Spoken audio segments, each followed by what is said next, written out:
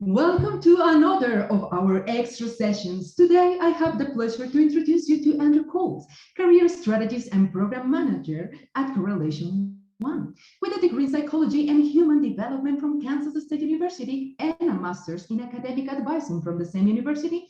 Andrew has experience working with international clients as they navigate the US job market, specializing in knowledge of work authorizations, OPT, CPT, STEM extensions. With over 10 years of higher education experience in recruitment, career services, employee relations, and advising, his mission is to help his clients find amazing careers. And that's why he is here today to give us a workshop in professional development. Andrew, welcome to this edition of DS4A Colombia. It's a pleasure to have you with us today. Monica, my friend, that was so sweet. Hello, everyone. It's wonderful to be here with you. I am actually located in the state of Kansas in the United States right now.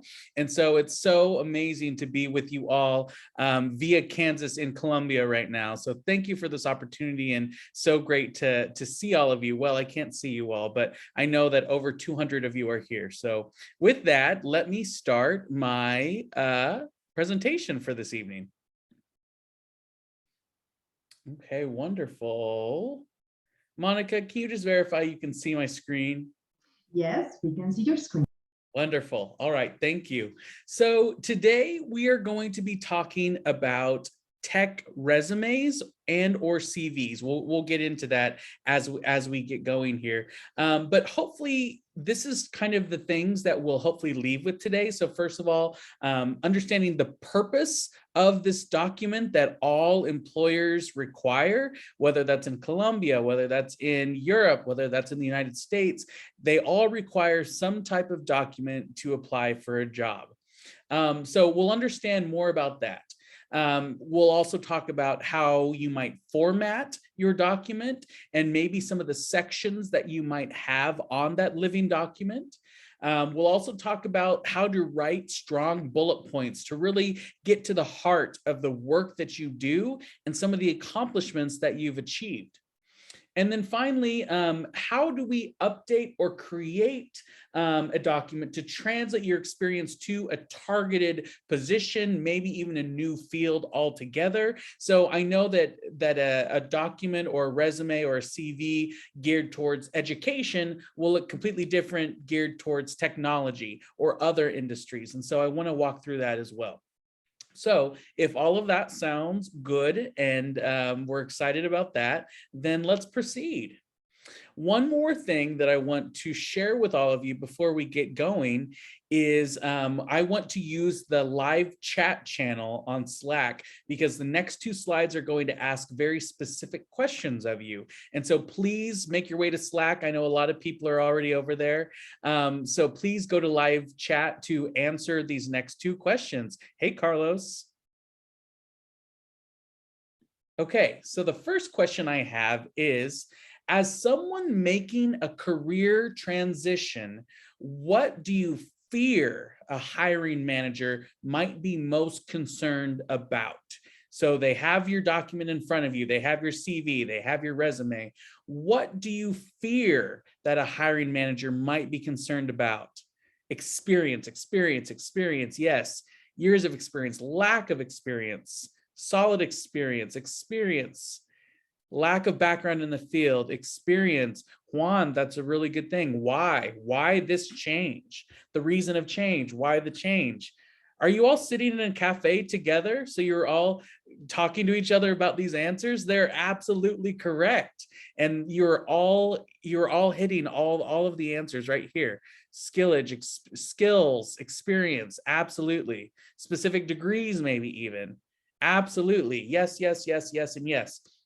And so as part of the development of doing resumes, CVs, career documents, it's kind of our job, or it comes down to us, is to design a document that really kind of makes all those fears go away and that really makes us stand out as the candidate, the strongest candidate for this particular employer. And so it's good to consider and good to know what your fear what like your experiences, what you fear that the hiring manager might see or might interpret badly.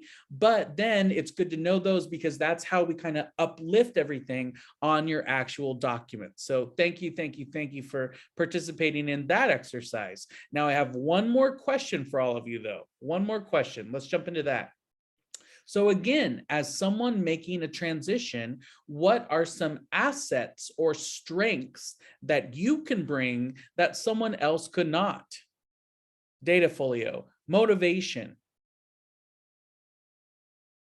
soft skills, absolutely. Like communication, leadership, teamwork, absolutely. Everyone knows how to program, but soft skills are the winner, right? You can do the work, but if you can't work within a team, that's not going to be a great fit, right?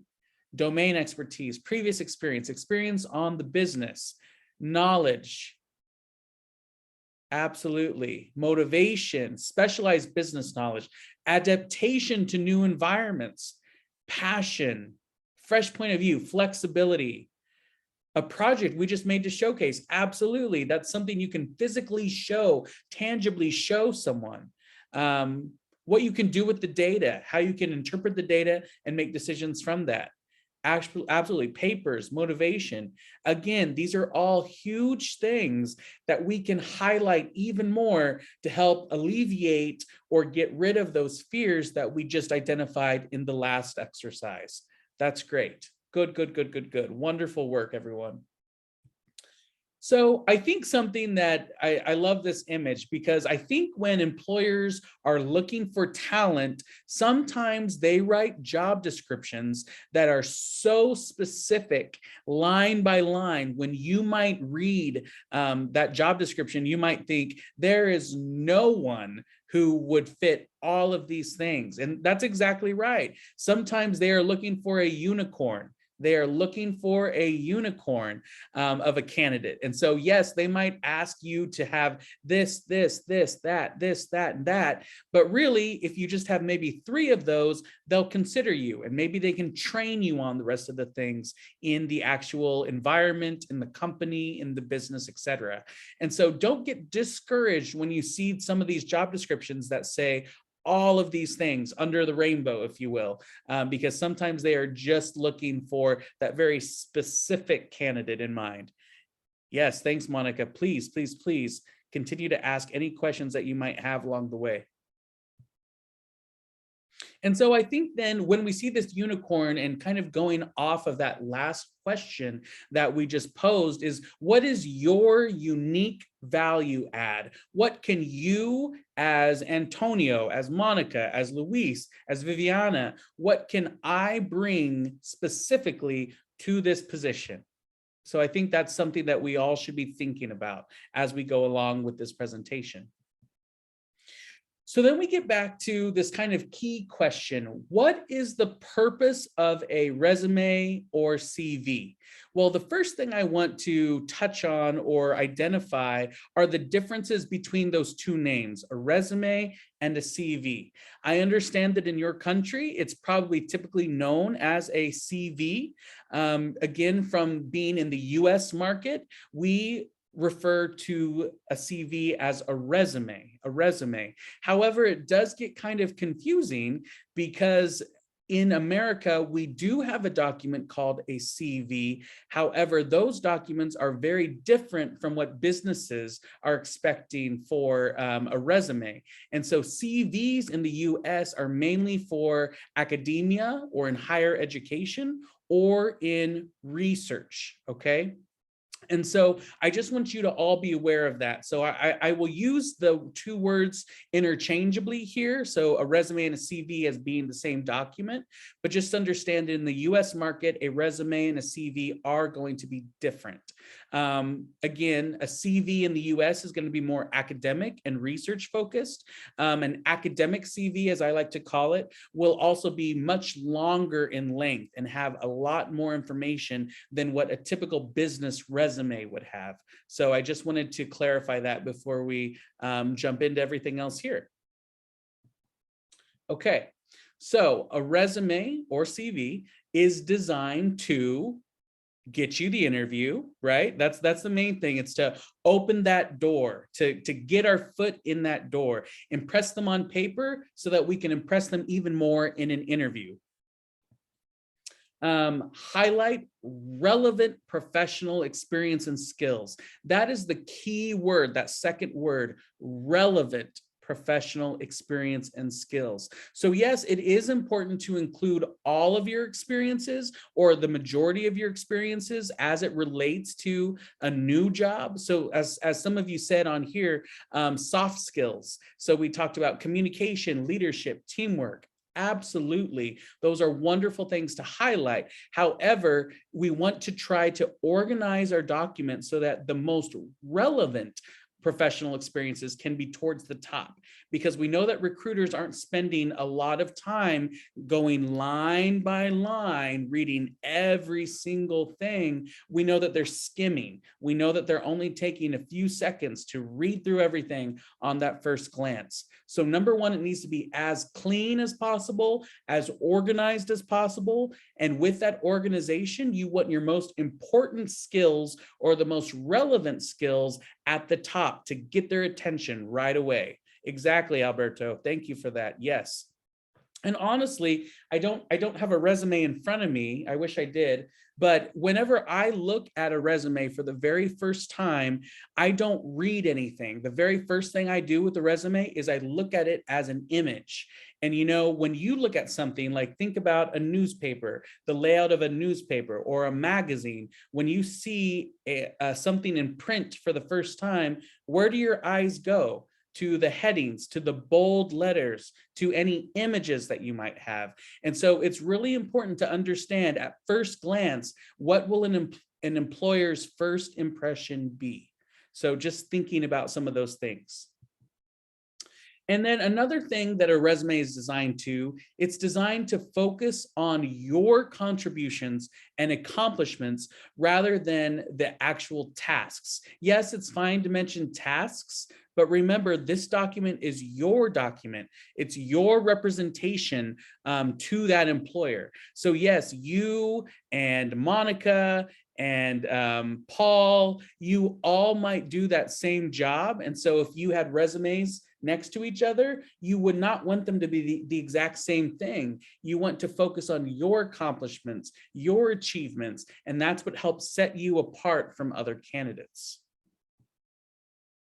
And kind of what I mentioned before is concisely, cleanly, simply demonstrating how you are a fit for that position or for that job. So those are all the things that a resume is designed to do for you. So what are things that a resume is not? It is not an exhaustive autobiography. So what I mean by that is it doesn't list every single thing that you've ever done ever since you were 5 years old, right? You don't need to say everything that you've done in your entire life. That's where I go back to the relevant information is what it needs to go on. So again, a resume is not going to be an exhaustive list of everything you've ever done in your life. Again, because this is important, it is not going to be just the tasks in your job description. We wish it was that easy, right? That we could just copy and paste from our job description and put it on our document. It's not quite that simple because we want to personalize that. So yes, you might do this specific task, but how do you do it? How do you ensure success? And how do you make sure that you are being the best that you can possibly be? So I think that's really important to remember. A resume is not one size fits all. I know that a lot of times we're busy individuals. We're working a job, we have families, we have pets, we have other commitments. And so applying to jobs does take work, right? It does take time. So it is very easy to want to make one document, one resume, you clean it up, everything's beautiful on that document, and then use that document to apply to 20 or 30 jobs. That's not ideal. We can tailor or we can edit a resume for a specific industry, but it needs to also be tailored, if at all possible, to the actual company, to that specific job. To those employers or to those professionals who are used to reviewing resumes, we can easily identify within the first couple of seconds if that resume has been edited or created for my position or just the general audience of 20 different employers. We can tell instantly if that's the case. And so I would highly recommend to edit the document before you send it to each position. And I know that that is a lot of work, but that work does pay off.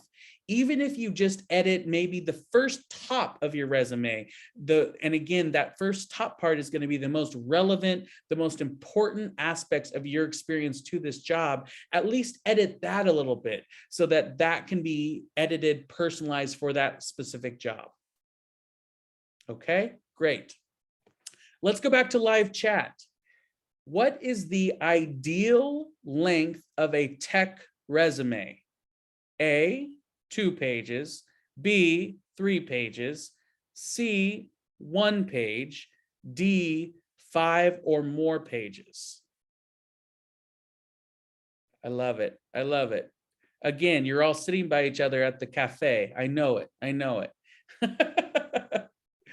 Absolutely, absolutely. So there's going to be lots of opinions on this, but from my experience, the tech industry is looking for a resume or a document that is going to be C, 1 page. 1 page. That is what we're going for. That's what they're looking for. However, I want to say, if you have more than 10 years of experience, and a lot of that is professional experience, it could be extremely difficult to fit everything on 1 page. And we understand that. And so if you have a number of years of experience and it is absolutely not possible to do 1 page, then 2 pages could be acceptable. However, the rule is, you can submit 2 pages, but I would approach it as an employer might only read the first page and maybe the top of the second page. So again, that's where organization really comes into play of what do you want the employer to see first. A resume design is going to be very, very, very important for that. Okay, great work, everyone. I love that. Alejandro, I love that little image that you have there. That's funny. Okay, so this thing, and one of you already answered this up above, but it can be another group thing. How long do you have to convince employers that you're the right candidate? Basically saying, how long does an employer review your resume for the first time? How long? Boom, right away. 10 seconds, 7 seconds. Elevator pitch time. Oh, hey, elevator pitch time. Okay, 2 minutes, 15 seconds, 10 seconds, 30 seconds. I wish it was 2 minutes. Yeah, okay. You guys are all around the same thing here. The time to read it, right? Right, Marcos, that's very honest. Without experience, it's hard to achieve in seconds, right? So how do we convince them, or how do we bring them in so that they really focus on the type of work that we want them to have? How do we do that? A couple of people have mentioned an elevator talk or an elevator pitch. And if you can translate an elevator pitch onto the resume, that's great, but you want it to be very impactful, right? Very, very impactful. Oh, I didn't hit this button. So on average, we say 6 seconds. I know some people said 5, some people said 7, exactly. So it's right in there. Basically, we can confidently say at first glance, a resume review is going to be less than 10 seconds. So again, it needs to be so clean, so well organized. If your resume or CV is not clean, it's not organized, a employer might not even read it. Or on the other hand, if an employer is using or a company is using an applicant tracking system or an ATS system, it might not even be able to scan it appropriately if it's not well organized and consistent. Exactly. Thank you. Yep. Robot system. We hate it, but we love it. But we mainly hate it. I get it. But there are ways to make sure that we can get past that. So we'll keep going because I want to make sure we have enough time to get through everything. Thank you for all your participation. This is great. So we talked about how long. Well, let's talk about how we can actually format it. So there are multiple resume sections. There are multiple ways that you can organize a resume. First and foremost, we need to start with your name, right? We need to start with your name and your contact information of how they can get a hold of you. One thing that I will say is with a phone number, make sure you call yourself before you list a phone number. I know that this sounds like a really weird thing, but when is the last time you called yourself? I don't call myself that often unless I'm looking for my phone, but make sure that number one, you call yourself so that you know what is your voicemail, what type of message will employers get if they try to call you for a job interview. And also some people have a full mailbox, so maybe you haven't emptied out your mailbox so no one can leave a message. And so those are just key things to do, is to call yourself.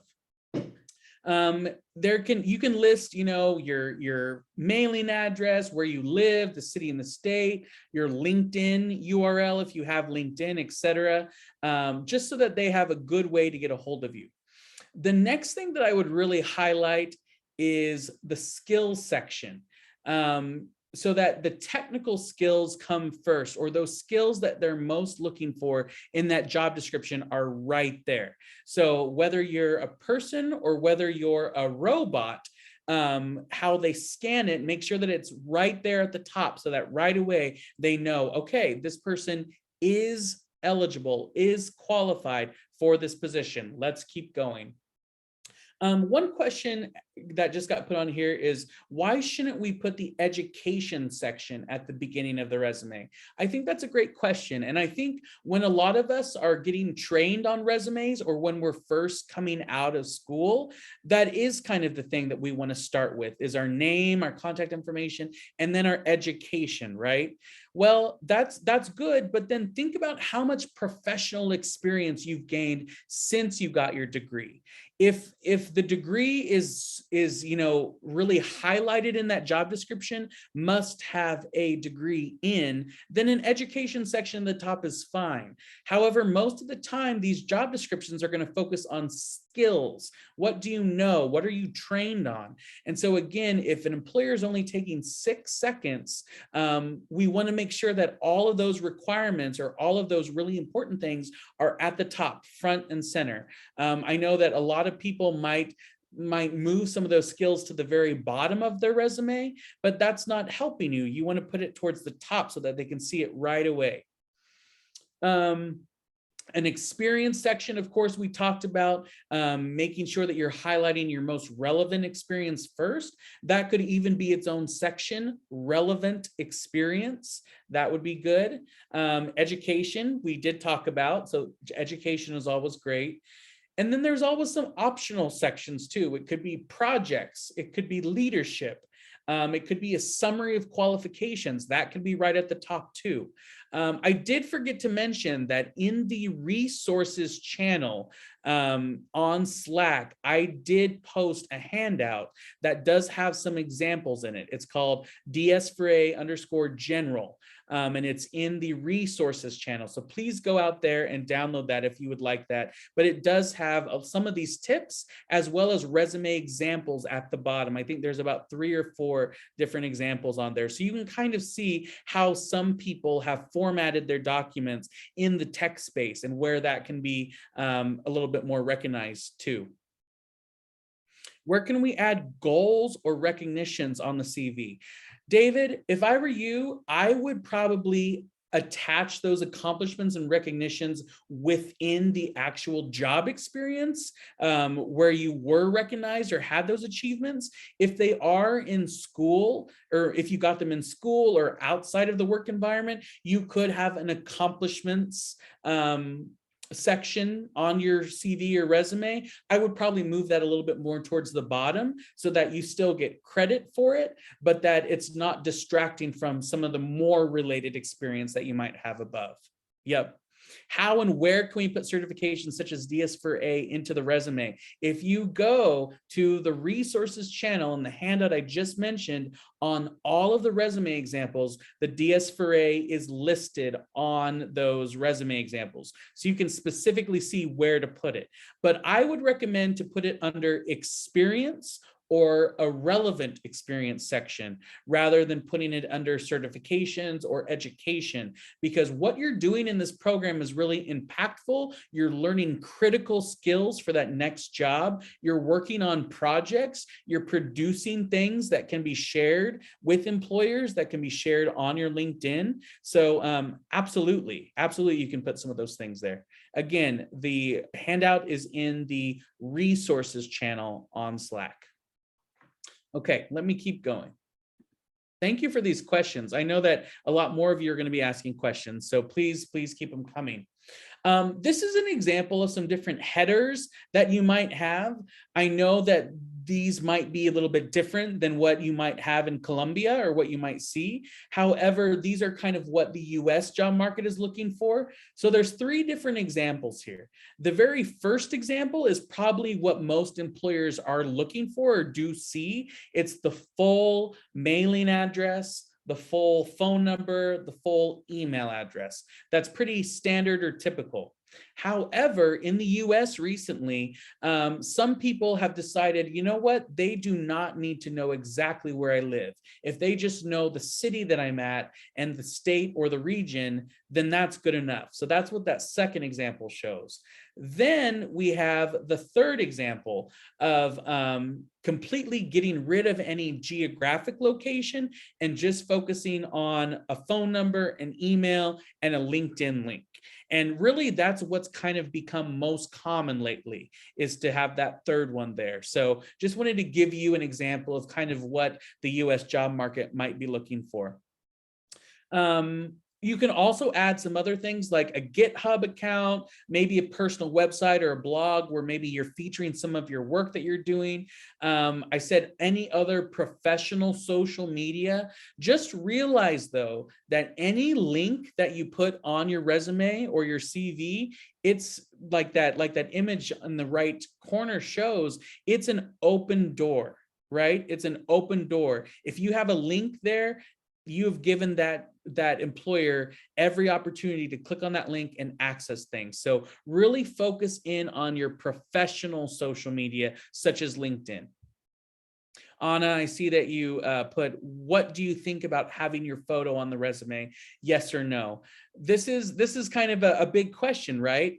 For the US job markets, I would say no. No photo for the US job markets. In Colombia and other places in Latin America, even Europe, it is a standard practice. It's almost expected to have a photo. So I think it really depends on what market, what country you are trying to get employment in. We're going to talk a little bit more about resume templates a little bit later, and I'll get into more of that, but that's just wanted to answer that question right as I saw it there. Here is another example of a way that we can kind of help employers get attracted to our experiences right away. And so this is, a fake person at the top, Trevor, and he used that heading. Well, then the very first thing that he listed on his resume was a section called a summary of qualifications. Some of you might have heard of an objective statement in the past. Really, objective statements have gone away and have been replaced by a section like this. So in the past, an objective statement might have said to gain employment with Google or something like that, to gain employment with Intel, etc. Yes, we understand. That's why you're applying for the job. Next, what else is important? And so really that's why objective statements have gone away, and really we're focusing on why me, why Andrew, why Monica, why Nicholas, etc. And so a summary of qualifications section can be 3 or 4 bullet points, but they're very short and to the point. And it answers the question, why should you keep reading? Why am I that candidate? So hopefully the most specific examples or the most relevant things you can list here in bullet point form. You might mention them again in your experience section, but at least this kind of gets your attention right away. And it kind of relaxes an employer to say, okay, this person is qualified for this specific job. Okay, so we have that. And again, you want to highlight transferable experience, key skills, and like I said, why you? That's the purpose of the summary of qualifications. Why Andrew? Why you? And I explained the difference of an objective statement there. So that's one example of a way that we can kind of change how an employer might view our document. The next thing that I would really highlight, again, instead of having a skills section be towards the bottom of your resume, bring it up towards the top. So again, you might have your name, your contact information, then your summary of qualifications, or maybe even a relevant experience section. And then you can have a skills section. So these are some of the things that you might list. Definitely highlight your ability of being bilingual. Absolutely. I think that's really, really something to highlight there. But it could be any databases, languages, software. I do have one little thing there that says transferable skills or soft skills do not need to be included here. So I want to make sure we all understand that. So your skills section should be very specific to technology, to tangible programs or functions that you can perform. It should not be leadership, teamwork, communication, good listener, because there's really no way to gauge that. Everyone can say they're a great communicator, they're great at leadership, etc. But I really want you to, instead of listing those things in a skills section, I want you to show proof or evidence of those things in your bullet points as you write your bullet points. But for this skills section, I really want you to focus on those technical skills. Now, the last thing that's on the slide, it says ATS. It's highlighted in pink or red in the bottom of there. And that again stands for applicant tracking system. So for robots, for computers that are scanning your documents. And so a lot of times they're programmed to recognize how many times you mention one of the most important things found in a job description. So if they in the job description mention a certain skill or certain technology or program several times, then you'll also want to show it here. So for example, let's just go with SQL. If they list that in the job description, then you definitely want to add it to a skills section. But then later down in your experience section, whether you talk about this program, DS4A, or your professional job, you want to say how you use SQL, how you used SQL, what you did with that program, what data you analyzed with that, etc. So with applicant tracking systems, if you mention it in the skills section and mention it down below, it's almost like you'll get double the credit when it scans it because you've mentioned it twice. So I think that that's a really good tip there too. So there's that. Let me read some of these. Okay, good. Applicant tracking system rules. Okay, you like it. Great. Good. Okay, Santiago, yes, I know that it's really tempting to just type it all over your document. Some crazy people actually do put lines with that in white text on a document. Never do that. That's crazy. That's too much. But thank you for making it light of that. That's funny. Okay, moving on. So this is just kind of, again, to review experience. So no matter what section you have, you want to do reverse chronological order, meaning the most recent thing or what you're currently doing listed first, and then going backwards from there, going back in time from there. And so if you have a relevant experience section or even your experience section, you want to make sure that DS4A is listed first because you're currently doing that. That's what you're doing right now. So that should absolutely be there.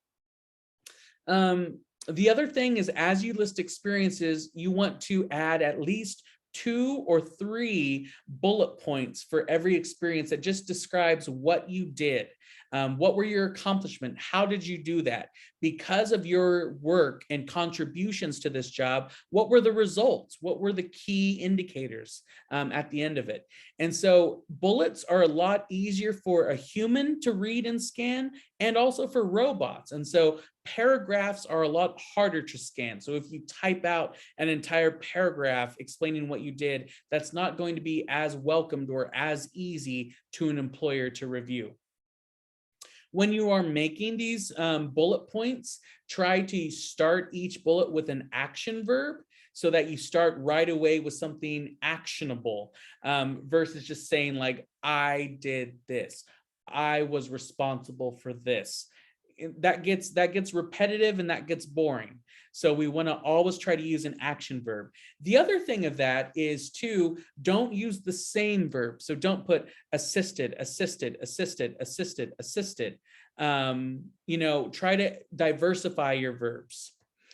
One other thing that some people are saying is, I thought DS4A would be an education, or why would it be an experience?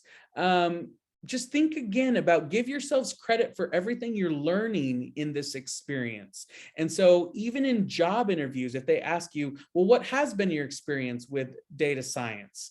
If you haven't had any from this point on, then what will you talk about? So it is experience. Allow yourself to give yourself the credit of taking part in this program, working with others, collaborating with others, learning these data skills, working on your projects, creating a data folio, analyzing data for the first time, etc. So please give yourself credit for that. I mean, yes, you can put it in a certification, you can put it in another place in education, but I want you to be able to give yourselves the most credit for this program that you possibly can.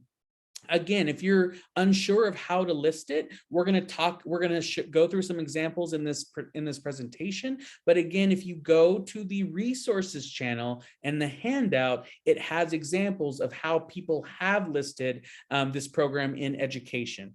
Again, being from the United States and working with tech companies, this is what's going to be most beneficial for you.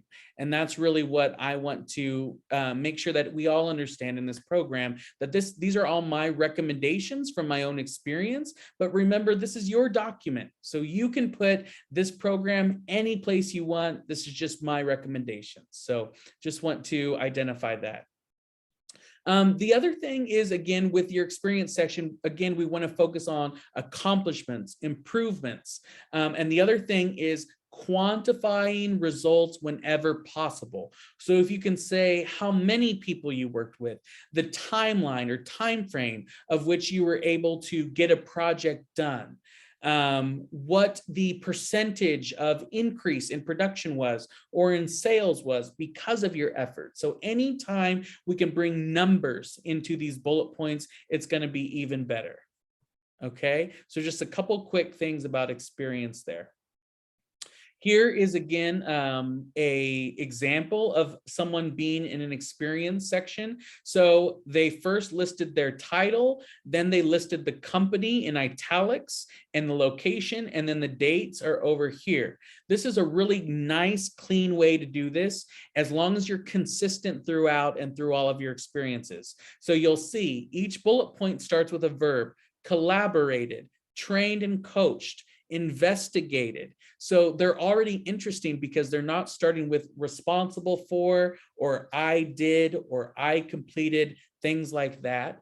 You'll see again right away, train and coach 22 new associates on processes. So if that wasn't there, it would just be trained and coached associates. But by adding 22, it adds a lot more to that bullet point. It's not just one, it's not just two, it's 22.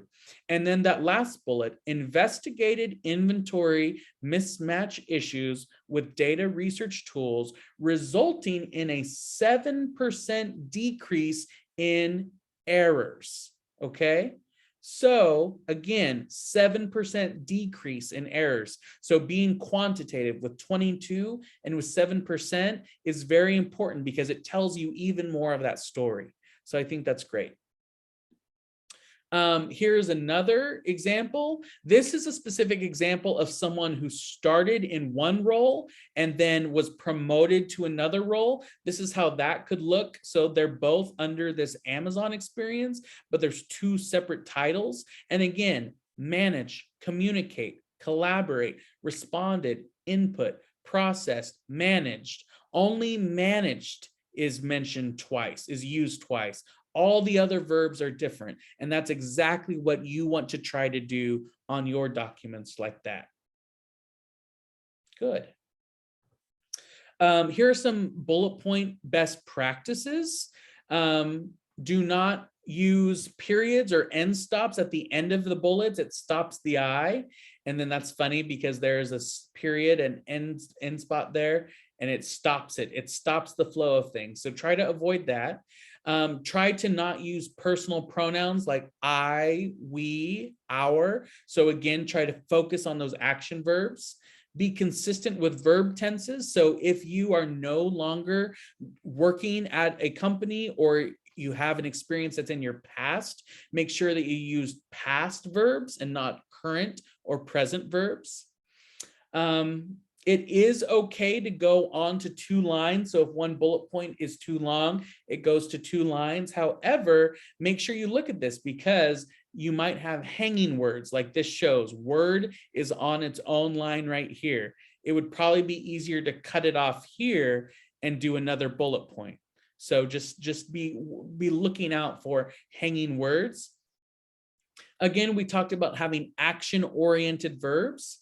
And staying away from more passive phrases like I was responsible for, or assisted, and things like that. So always kind of look out for some of those rules there. So these are kind of the main things that you should focus on when you're trying to develop bullet points: the what, the how, the why, and the how much, if it's applicable. What, how, why, how much. If you can answer these questions in your bullet points after you write them, then those are really good bullet points. So for the what did you do? What did you perform? What was the context? What was the scenario? How did you do that? What tools did you use? Why did you do that? What was the purpose of doing that? What was the result of your work? And then how much, or what was the result of that then? Because of your work, because of your why, how did that help? What did that do? So can you quantify your results? So the what, how, why, how much. I think that's really, really good. Writing strong bullet points. So again, this is using that same framework, the what, how, why, how much. So you can even start by doing this too. Maybe you don't start writing the whole bullet point first. Maybe you answer these questions first. What, how, why, how much? So what? I built a dashboard. How? Using Excel. Why? To organize client data. How much? Over 3,000 rows of data. So great, let's put that all together. Built a dashboard incorporating over 3,000 rows of client information using Excel, allowing key stakeholders to make crucial marketing decisions based on rate of client unsubscribes to weekly emails. So it tells a whole story in one bullet point. It answers what, how, why, how much. So I think that's great, great, great. Okay, going on, practicing again. So what, how, why, how much? Led a volunteer committee for diversity and inclusion. How? Created events, including a speaker series. Why? To create safer work environment for everyone, increase employee satisfaction. And how much? Monthly events, committee of 15, 150 attendees at the event. So you can read just as well as I can the slide, and it's also being recorded so you can go back. But again, this is a great example of taking all of those answers from the what, how, why, how much, and creating one bullet point in your document or underneath one of your experiences. So I think that's really, really good. Let me go back to some of these questions real quick. That's right. Yes, you have to be very specific. Yes, 4 answers for each bullet in 1 or 2 lines. Exactly, exactly. You do have to really be specific, but I think that's good because if the more specific that you are, that's going to be easier for the employer to get to know more about you and your certifications. So I think that's really, really good. I know that there's other questions up above and some of them are very specific. So I'm probably not going to get to those, but I do see some of those though. Is it better to have a standard or a custom format on your resume? I kind of talked about this a little bit before, but the more that you can customize your document to a specific job description, that's going to be really, really good. Can you standardize certain sections? Like, okay, a standardized section, I will always have a summary of qualifications first, then a skills section, then an experience section. Yes, but how you phrase some of those things and the order that you list some of those things might be moved depending on what type of job you're applying for. Templates, we're going to get to those, Juan. We're going to talk about templates. I realize I'm running out of time, so I'm going to keep going a little bit faster here. These are just a few examples of a before and after, so how you can really strengthen some of those bullet points. So here are all the befores. So led a 3-year strategic plan, helped rebrand product, assisted in rating suppliers and minimizing product defects, performed accounting year-end closing tasks, and then the end is using that who, what, why, how, and really going through and being more descriptive. You can really see it doesn't really take up that much more room, but it tells so much more of the story. So definitely please continue to use what, how, why, how much. Here is a specific way of how you can include the DS for A program under experience. Obviously, this would be changed, the title there, but this is how other people have used it. So the first bullet, selected to participate. So how long was the program? What did you do? Collaborated with a group of 5. How you analyzed data. And then what was the result? You created a detailed data folio, a project plan, etc. And so with this, it gives very specifics about what you've learned and what you've gained, but at the same time, it also gives examples of these transferable or soft skills, teamwork, leadership, things like that. So absolutely, I think that's important to do. Again, this example, along with others, are in that handout that's located in the resources channel. We talked about education not having to be listed first, but this is just some other ways that US employers are looking to see how specific education might be formatted, not necessarily where it's going to be listed, but how it can be formatted. Okay, templates. I said we were going to talk about these, and I will quickly. So I think it's important to remember that templates, there are a number of templates available, right? On Microsoft products, on Canva, someone mentioned before, there's lots and lots of different templates out there. However, remember that template is usually created for a specific industry or a specific country or a specific region.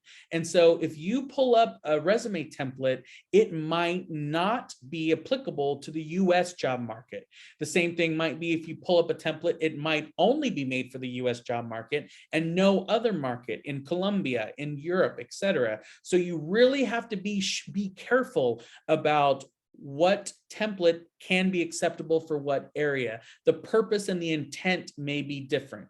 Another thing with templates is that employers are used to seeing templates. And so when they're like, oh, yep, there's the green template the Microsoft Word has. Oh, there's that Canva template. I see it a lot. The more that they can recognize a template, that's not going to be helpful to your cause, because you want to stand out and be your own individual, right?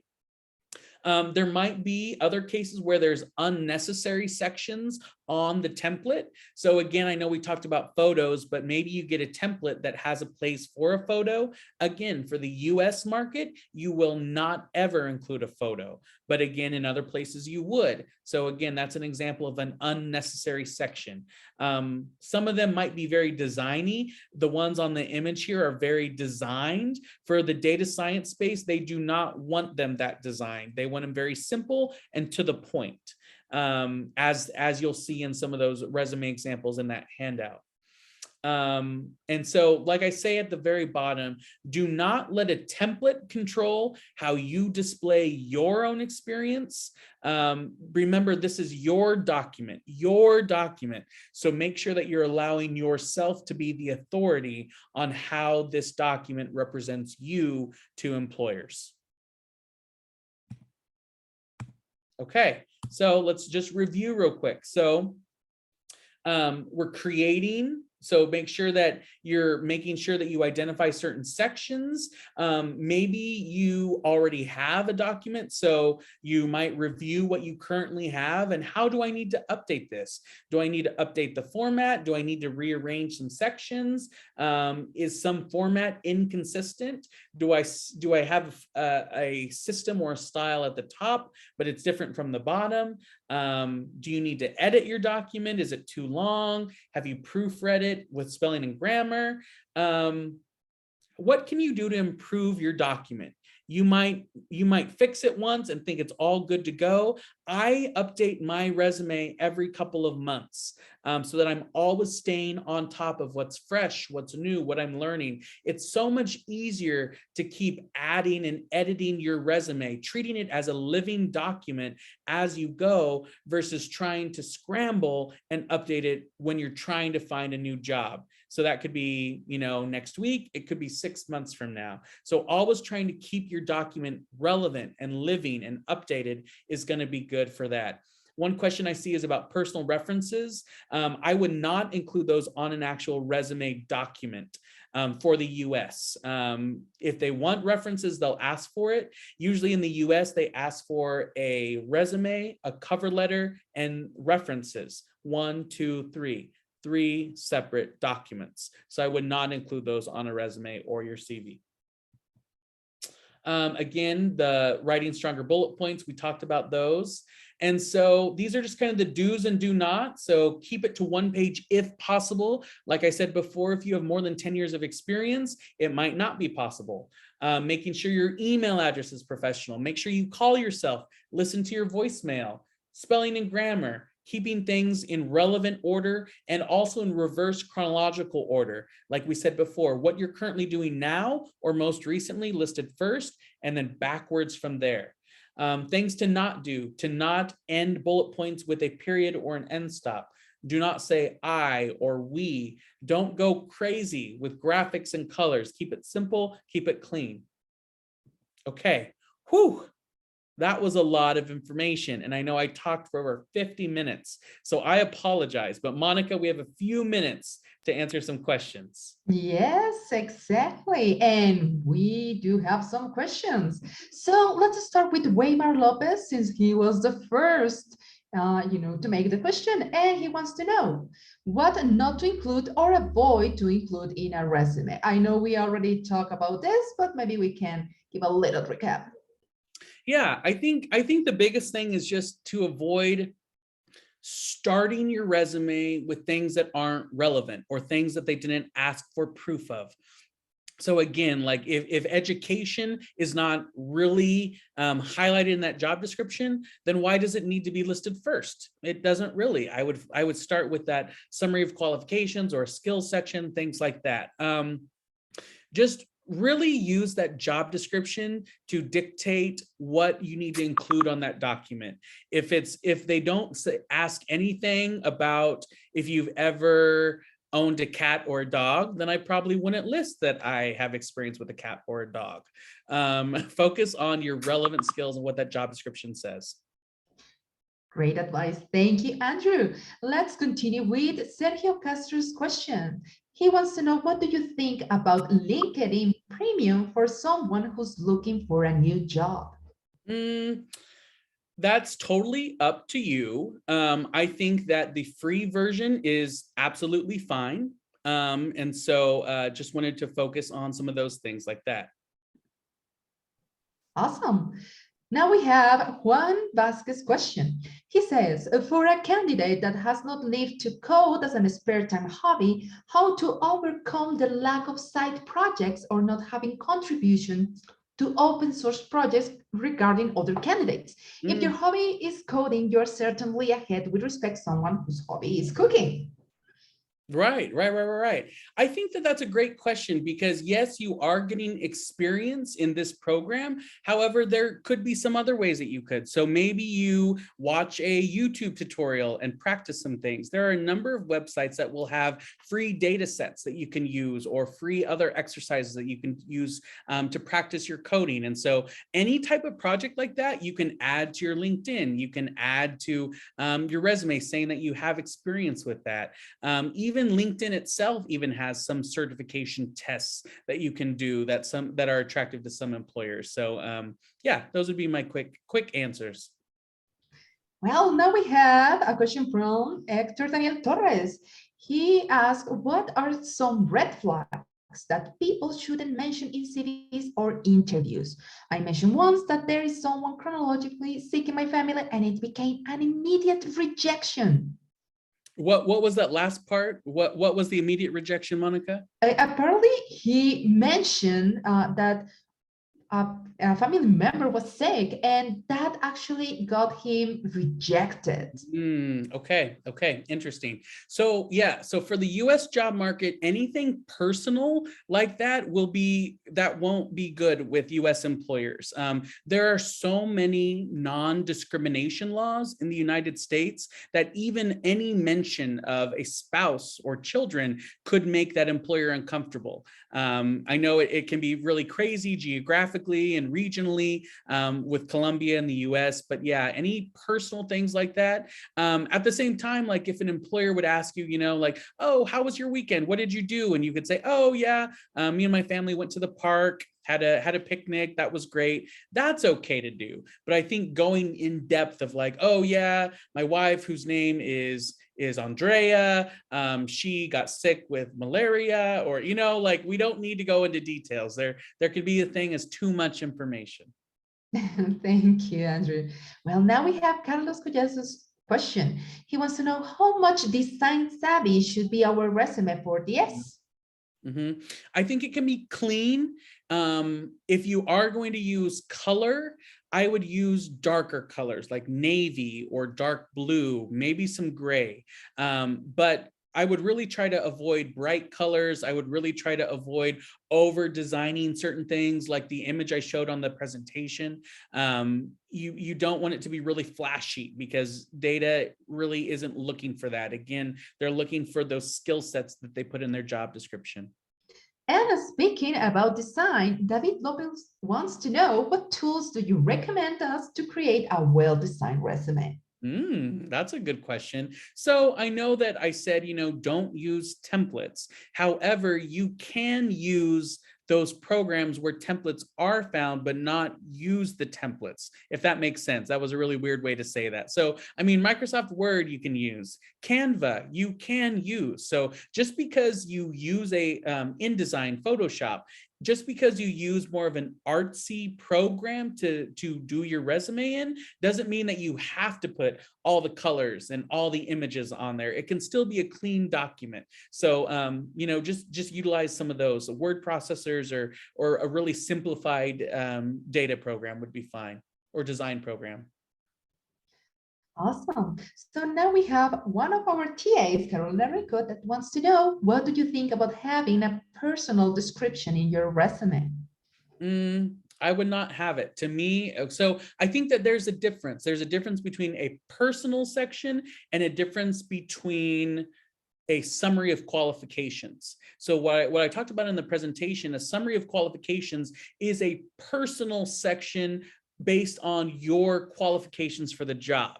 It's not saying, I'm married, I have 4 kids, it's not that personal. However, though, I will say that there are some tech companies in the US that maybe when you go and do your research on that company, you can see like our team and it has like biographies about certain people. Sometimes like everyone might list on that page like my favorite food or something.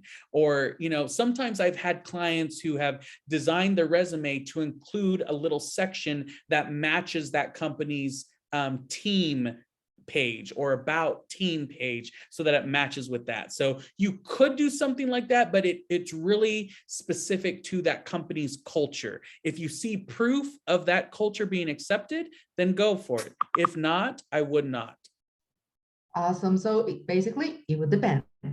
And our time answer to so many questions. Yes. So our time has been, reaching his end, but let's have like the last question. Marlon Salazar says, if I had academic publications or papers, do you think that is important to include them in my resume? In which section should I put them? If the research that you did in those papers is relevant or similar to the work that you'll be doing in this job, if you would get it, then yes, I think you can include them. I think you could put them under a relevant experience or an experience under research, an experience under experience. You could even have your own section that just says research projects or projects. I probably wouldn't call it papers because I think companies would see that as being too academic and they might dismiss that as being, oh, that's just for academia, but it's really how you frame it. And if you put it under projects, or even, like I said, put it under relevant experience and then lead with that title of the research, then that would be probably more acceptable to them. So that's what I would say. Thank you so much, Andrew. And guys, we have reached our end of the presentation and our extra session. Andrew, it has been a total pleasure to have you with us today. In name of all the S4A Colombia, thank you again for your time and your awesome presentation. Absolutely. We hope our fellows can put into use and get some new jobs and very exciting new jobs. That's right. Thank you so much again for having me. Best of luck to all of you. It's been wonderful to chat with you and answer your questions, and I wish you the best in this program. Thanks for being a part of Correlation One and DS4A.